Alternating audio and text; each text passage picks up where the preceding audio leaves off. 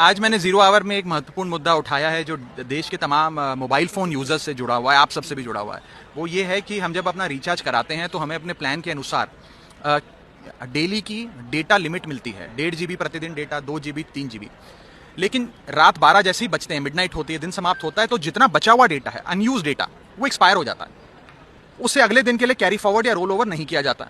आपसे, कंज्यूमर से, यूज़र से पैसा तो पूरे डेटा का लिया जाता है, लेकिन जितना आपका बचा हुआ अनयूज डेटा है वो कंपनियां फोरफीट कर लेती हैं। ये गलत है। जिस प्रकार से आप मान लीजिए पेट्रोल भरवाते हैं गाड़ी में 20 लीटर, महीने भर में 15 लीटर इस्तेमाल किया, 5 लीटर बच गया, तो महीने के अंत पे पेट्रोल पंप का मालिक आकर ये तो नहीं कहता कि 5 लीटर वापस करो, कि वैलिडिटी समाप्त हो गई।